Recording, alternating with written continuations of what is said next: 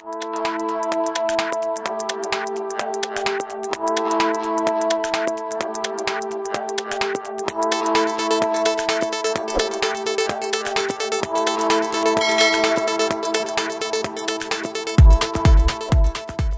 Assalamualaikum warahmatullahi wabarakatuh. Bertemu lagi dalam rancangan Science Tube with Mr. Afifi. Teroka Sains bersama Mr. Afifi. Okay, baik. Jadi hari ini kita akan sambung topik subjek Sains tahun 2 um, uh, mengikut buku teks yang disediakan oleh Kementerian Pelajaran Malaysia. Jadi adik-adik kalau di rumah, kalau tak ada buku teks, cikgu akan pasang dekat belakang ni, jangan risau. Okay, baik. Jom kita tengok sama-sama. Okey, jadi ini adalah buku teks kamu ya. Buku teks yang digunakan di sekolah. Cikgu akan mengajar berdasarkan buku teks yang di ini saja ya. Sebab di sekolah nanti kamu akan banyak membuat soalan dan latihan berdasarkan buku teks kamu. Okey, baik. Jadi sekarang ni kita tengok tentang, sebelum ni kita dah belajar tentang haiwan. Okey, bagaimana, apakah keperluan keperluan haiwan, bagaimana haiwan membiak, okey, bagaimana haiwan memerlukan apa dan sebagainya. Jadi hari ini kita nak tengok tentang tumbuh-tumbuhan pula. Okey. Baik, ini unit 5, kamu tengok ya, tumbuh-tumbuhan. Tengok gambar dekat sini. Okey, ada lembu, kemudian ada manusia. Okey, ni ada satu keluarga dekat sini. Okey, ada mak dia tengah buat apa ni? Tengah memetik kacang panjang. Okey, nampak lembu ni cakap sedapnya. Agak-agak dia cakap sedap apa tu? Sedap dia tengok rumput-rumput kan. Sebab lembu dia makan apa? Dia makan tumbuh-tumbuhan. So bila dia tengok banyak tumbuh-tumbuhan yang menarik ni, dia kata sedapnya. Okey. Kemudian mak dia cakap apa? Segarnya kacang panjang ni, sesuai dijadikan ulam. Kacang panjang, kamu mesti tak suka makan kacang panjang kan? Tapi kacang panjang sebenarnya bagus. Okey. Kemudian anak dia kata apa? Nyamannya udara di sini. Okey. Sebab apa nyamannya udara? Okay, kejap lagi kita tengok. Kemudian nampak, dia zoom dekat sini, nampak dia kata ada apa? Ada belalang dekat daun ni. Maksudnya belalang pun suka tumbuhan. Okey. Kemudian ayam cakap apa? Saya pun nak makan juga. Ayam pun nak makan. Nak makan apa gagak? Depan dia ada apa ni? Ada jagung. Okey. Dan kemudian ayah dia baru selesai memetik apa ni? Buah pokok jagung dan juga apa ni? Terung. Okey. Baik. Jadi dia kata manusia dan haiwan memerlukan tumbuh-tumbuhan untuk hidup. Mengapa? Siapa boleh jawab? Sebab apa kita perlukan tumbuh-tumbuhan? Untuk apa? Untuk makan sayur. Okey. Lagi? Tak apa. Okey, tunggu dulu. Kita akan terus tengok lagi kenapa manusia dan haiwan memerlukan tumbuh-tumbuhan. Okey, baik. Jadi ini adalah kepentingan tumbuh-tumbuhan kepada manusia dan haiwan. Baik, tengok sini. Dia kata tumbuh-tumbuhan penting kepada manusia dan haiwan. Betul, memang penting. Ada 4 kepentingan utama tumbuh-tumbuhan ni kepada manusia dan haiwan. Baik, kita tengok satu-satu. Yang pertama adalah habitat untuk haiwan. Kalau tak ada tumbuh-tumbuhan ni bukannya maksudnya tumbuh-tumbuhan ni pokok-pokok kecil saja. Termasuklah di hutan, di pokok-pokok besar yang kamu tengok dekat hutan simpan dan sebagainya itu juga merupakan tumbuh-tumbuhan. Jadi yang pertama sekali kepentingan dia adalah habitat untuk haiwan. Kamu tahu kebanyakan haiwan duduk di mana? Duduk di hutan. Jadi hutan pun sebenarnya terdiri daripada tumbuh-tumbuhan. Jadi di situlah hidupnya singa, harimau, gajah, ular, monyet, burung dan sebagainya. Okey? Jadi bila kita tebang pokok ni, tebang hutan, kita ratakan tanah, kita nak buat rumah dan sebagainya, ke mana agak-agaknya haiwan ni pergi? Jadi haiwan ni terpaksa berpindah ke tempat lain. Jadi pentingnya tumbuh-tumbuhan adalah habitat untuk haiwan. Jadi sebab itu dalam negara kita juga ada kawasan yang kita tak boleh tebang pun pokok. Nama dia apa? Dipanggil hutan simpan. Dalam setiap negara di dunia ni mesti ada hutan simpan. Sebab dekat situ kita tak boleh usik pun. Sebab dekat situlah hidupnya binatang-binatang yang kadang-kadang hampir pupus. Okay? Kita kena jaga habitat dia. Sebab itu kita tak boleh nak sewenang-wenangnya. Pergi masuk hutan, nak tebang pokok sana sini. Okey, apa berjadi kalau tiba-tiba ada orang datang, apa nama, runtuhkan rumah kamu? Mesti kamu apa? Kamu akan kehilangan tempat tinggal, betul? Okey, baik. Yang kedua, sumber udara untuk manusia dan haiwan bernafas. Okey, baik. Ini yang paling penting. Okey, sebelum ni kita dah belajar tumbuhan dia membuat makanan dia sendiri, betul? Jadi tumbuhan ni sebenarnya dia menghasilkan gas oksigen untuk manusia bernafas, dan kita menghembuskan karbon dioksida untuk tumbuhan bernafas.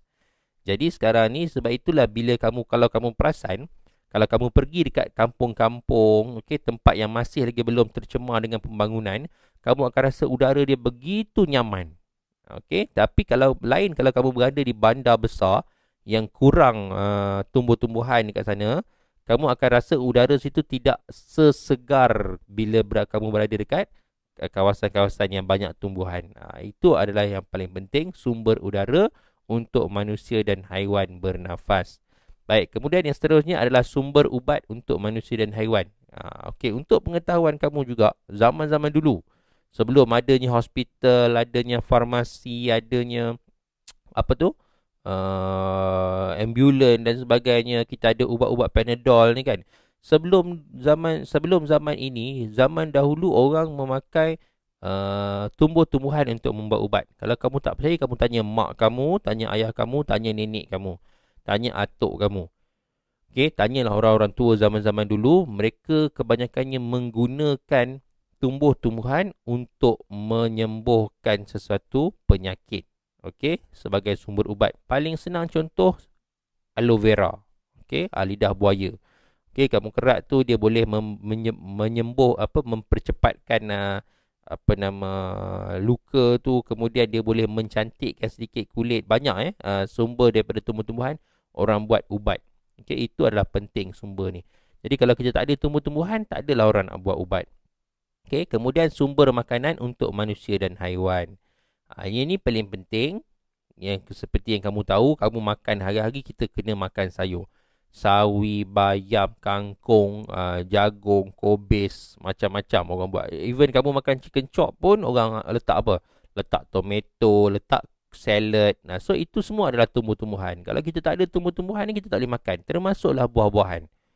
Buah apple, buah anggur, tu semua adalah tumbuh-tumbuhan. Jadi kalau tak ada tumbuh-tumbuhan ni, tak adalah sumber makanan untuk kita dan juga untuk haiwan. Macam haiwan ada suka makan buah, makan sayur, makan rumput, macam lembu kan, dia makan rumput, meragut rumput tu. Itu semua adalah tumbuh-tumbuhan. Kalau tak ada, maksudnya tak bolehlah dia orang makan. Okey?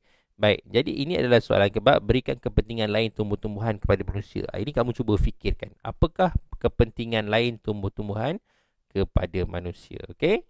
Baik. Seterusnya, ini adalah keperluan asas. Sebelum ni kita dah belajar tentang keperluan asas untuk haiwan dan manusia. Okey, apa dia keperluan asas untuk hidup? Okey, jadi ini adalah keperluan asas untuk biji benih. Macam mana biji benih tumbuh-tumbuhan itu bercambah? Okey? Baik, nampak ni dia kata, bilalah biji benih ni nak bercambah? Nampak dia kata, hai, saya ialah biji benih. Saya hanya akan bercambah apabila terdapat semua keperluan asas yang diperlukan. Maksudnya dia ada keperluan asas dia. Kalau tak ada, dia tak boleh nak bercambah. Okey, jom kita tengok apa yang pertama. Saya perlukan air dan udara untuk bercambah. Nampak? Bila kita tanam biji benih dalam tanah, kita perlulah siram dengan air dan letakkan di tempat yang tidak tertutup. Contohnya kita letak dekat luar rumah, dekat tepi tingkap kan, supaya ada udara. Okey, kemudian saya juga perlukan suhu yang sesuai. Saya lebih selesa diletakkan di sini. Nampak? Dia selesa diletakkan di tepi tingkap. Dia tak boleh terlalu panas. Kalau kamu biarkan di luar rumah terlalu panas, dia pun tak boleh bercambah. Sebab biji benih ni sensitif. Okey, dia tak boleh terlalu panas. Dia kecil lagi macam kamu lah, baby. Bila baby kan, boleh tak kamu ni main panas, jemur kat luar? Mak kamu marah tak? Mesti marah kan? Okey, mak kamu kata jangan main panas. Betul tak? Okey, jadi bila kamu kecil, kamu tak boleh dah berpanas. Tapi bila dah dewasa, dah besar, baru dah boleh berpanas. Tengok ayah kamu buat kerja di tengah panas dan sebagainya kan. Tahan. Okey.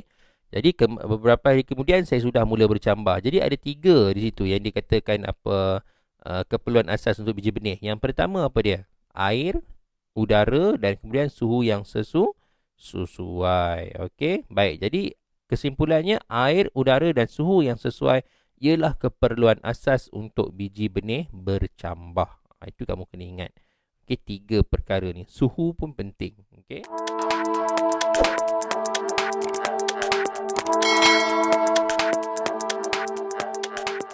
Okey. Baik, ini adalah pembesaran tumbuh-tumbuhan. Tumbuh-tumbuhan mengalami perubahan semasa pembesaran. Apakah perubahan yang dapat kamu lihat pada pembesaran pokok jagung? Kita tengok pokok jagung ni daripada kecil. Bilangan daun, saiz daun dan lilitan batang semakin bertambah. Maksudnya mula-mula biji benih macam ni, kecil aja. Okey, kita besarkan lagi ya. Okey, mula-mula biji benih macam ni, kecil saja. Kemudian anak benih bercambah. Nampak ada akar dia. Kemudian dia menjadi anak pokok. Dia ada 2 daun saja. Kemudian bila dia semakin besar, daun dia semakin bertambah. Dan kemudian bila menjadi pokok dewasa, daun dia semakin banyak. Dan barulah dia akan mengeluarkan jagung. Okey. Tinggi pun bertambah. Jadi perkara yang bila kita nak tengok pembesaran tumbuh-tumbuhan ni, yang pertama kita tengok bilangan daun. Nampak ni, yang pertama kita tengok bilangan daun, kemudian saiz daun dan kemudian lilitan batang. Lilitan batang ni maksudnya pokok tu mula-mula dia kecil je macam ni, kemudian makin lama makin besar, makin besar, makin besar. Okey, so jagung dia taklah sebesar ini. Okey, jagung biasanya besar-besar macam ni saja. Okey. Jadi itu semakin besar semakin bertambah. Macam kamu, bila kamu semakin besar, tangan kamu makin panjang, kaki kamu makin panjang, badan kamu semakin besar. Okey, itu adalah pembesaran tumbuh-tumbuhan. Okey, jadi dekat sini dia ada buat eksperimen. So kita tak buat eksperimen ni, cuma cukup kamu tahu bahawa 3 perkara yang penting yang kamu kena ingat adalah bilangan daun, saiz daun, ketinggian pokok dan yang keempat lilitan batang. Ini adalah perkara yang akan berubah apabila tumbuh-tumbuhan semakin membesar. Okey? Baik. Okey, jadi seterusnya dia nak memerhatikan pembesaran pokok kacang hijau. Yang ini kamu boleh buat eksperimen. Kalau kamu ada buku teks di rumah, kamu boleh cuba. Okey, kalau ikut saja arahan ni. Kalau tak boleh, nanti cikgu akan buat satu video khas untuk eksperimen saja. Okey? Baik. Baik. Jadi sekarang ni urutan pembesaran tumbuh-tumbuhan. Okey, anak benih akan mengalami satu urutan pembesaran. Okey, urutan ini dinamai peringkat pembesaran tumbuh-tumbuhan. Okey, urutan pembesaran ni maksudnya daripada kecil dia semakin besar dan semakin besar. Itu urutan. Urutan ni maksudnya ikut dia punya langkah-langkah dia. Okey, mari kita ke kebun Pak Ali untuk memerhatikan pelbagai pembesaran pokok tomato. Okey, setakat ni boleh faham tak? Okey, kalau kamu tak faham, kamu boleh cuba untuk tengok balik video tadi, baru kamu boleh faham. Okey. Baik. Urutan ini dinamakan peringkat pembesaran. Macam manusia ada berapa peringkat pembesaran? Ada 4. Bayi, kemudian kanak-kanak, remaja dan juga dewasa. Macam tumbuh-tumbuhan pun ada peringkat pembesaran dia. Okey. Dekat sini ada biji benih. Nampak? Kemudian biji benih bercambah, kemudian pokok berbuah. Ini anak pokok, ini pokok berbunga. Okey, baik. Jadi kita tengok, kita susun peringkat pembesaran pokok tomato mengikut pembesaran. Okey, tengok. Yang pertama bermula daripada biji benih. Biji benih tomato ni kita tanam dalam tanah, kemudian dia akan bercambah, tumbuh akar, kemudian dia akan menjadi anak pokok. Anak pokok ni maksudnya dia dah tumbuh beberapa jenis beberapa helai daun dan kemudian dia dah menjadi semakin tinggi. Kemudian dia akan menjadi pokok berbunga, iaitu bunga akan keluar dan kemudian barulah buah akan terhasil. Dia akan jadi pokok berbuah. Jadi 5 ini peringkat pembesaran. Tak semua tumbuh-tumbuhan sama ya. Jadi mungkin ada pokok lain yang tak berbunga dan juga tak berbuah. Itu kita akan belajar selepas ini. Okey? Baik. Jadi peringkat pembesaran pokok tomato yang kamu perlu tahu mengikut urutan ialah biji benih bercambah, anak pokok, pokok berbunga dan juga pokok berbuah. Yang ini untuk pokok tomato. Jadi kamu kena ingat peringkat pembesaran ini. Okey. Macam tadi kita dah tengok keperluan asas untuk biji benih. Okey, bagaimana biji benih dia nak bercambah, dia memerlukan 3 perkara yang utama, iaitu air, udara dan juga suhu yang sesuai. Jadi sekarang kita akan tengok apakah keperluan asas untuk pembesaran tumbuh-tumbuhan yang biasa. Okey, tumbuh-tumbuhan memerlukan keperluan asas untuk pembesaran. Tumbuh-tumbuhan akan layu dan mati jika tidak mendapat keperluan asas. Okey, keperluan asas benda hidup kita dah tahu ada 3, air, udara dan juga tempat perlindungan dan juga makanan. Okey, itu keperluan asas benda hidup, semua sama. Tetapi untuk tumbuh-tumbuhan dia ada lebih spesifik. Okey, yang pertama ni dibuat eksperimen. Okey, kita abaikan eksperimen ni dulu. Okey, yang penting adalah yang penting untuk tumbuh-tumbuhan adalah air, udara dan cahaya matahari. Macam tadi anak benih, biji benih, dia memerlukan cahaya matahari tetapi dia tak boleh terdedah kepada suhu yang sangat tinggi. Jadi bila pokok dan tumbuh-tumbuhan dah semakin membesar, dia boleh terdedah kepada cahaya matahari. Jadi sebab itu keperluan asas untuk tumbuh-tumbuhan ditukar air, udara, suhu ni ditukar kepada cahaya matahari. 3 perkara ini. Okey, sebab itu kalau kamu tengok pokok-pokok yang dah besar, dia kena hujan, ribut, panas yang terik pun dia akan boleh hidup, kecuali kalau kepanasan melampau musim kemarau. Kalau musim kemarau, kebanyakan hidupan pun tak boleh hidup juga. Okey, baik, jadi itu adalah kepentingan air, kepentingan pembesaran untuk tumbuh-tumbuhan, air, udara dan cahaya matahari. Okey, baik, jadi cukup setakat ini untuk topik kali ini, iaitu topik tumbuh-tumbuhan unit 5. Okey. Baik, jadi dalam ini kalau kamu ada buku teks, kamu boleh buat aktiviti-aktiviti dalam ni, termasuklah soalan-soalan ini. Okey, ini adalah rumusan. Okey, saya ingat kepentingan tumbuh-tumbuhan, apa dia kepentingan tadi? Ada 4, kemudian keperluan untuk biji benih ada 3, keperluan untuk tumbuh-tumbuhan ada 3 juga, cuma berbeza, iaitu suhu yang sesuai dengan cahaya matahari. Okey, kemudian peringkat pembesaran tumbuh-tumbuhan. Ya, ini contoh untuk pokok tomato. Untuk pokok yang lain mungkin tak sama. Okey. Baik, jadi itu sahaja untuk episod kali ini. Jadi kita akan sambung lagi ke dalam episod yang seterusnya nanti, dan mungkin cikgu akan buat satu soalan khas untuk topik ini untuk uji pemahaman kamu. Okey. Baik, macam biasa sebelum kita tamat suatu episod, cikgu akan ada satu soalan untuk kamu untuk kamu jawab. Soalan untuk episod kali ini, okey, berikan cikgu 2 contoh, okey, 2 contoh tumbuh-tumbuhan yang boleh hidup dalam cuaca panas yang melampau. Okey, soalan cikgu, berikan cikgu 2 jenis tumbuh-tumbuhan yang boleh hidup dalam cuaca yang panas melampau. Okey, baik, jawapan kamu tu nanti kamu tolong tuliskan di ruang komen di bawah. Kemudian cikgu akan pilih secara rawak siapakah pemenang, dan mungkin cikgu akan hantar hadiah kamu melalui pos. Okey, sila tuliskan nama sekolah kamu, dan kemudian cikgu akan hubungi kamu untuk mendapatkan alamat kamu. Okey, dan tuliskan jawapan kamu sekali di situ. Boleh? Baik. Okey, jadi sebelum kita tamat episod ini, macam biasa, okey, cikgu kalau kamu boleh subscribe, okey, channel Cikgu Afifi di YouTube, jangan lupa. Okey, dan juga kamu kalau kamu ada Facebook, kamu boleh like page Facebook cikgu, Science Tube Mr. Afifi. Okey, untuk mendapatkan lebih banyak lagi informasi, video-video yang menarik, okey, untuk kamu tonton. Okey. Baik, sehingga kita berjumpa lagi insya-Allah. Bye.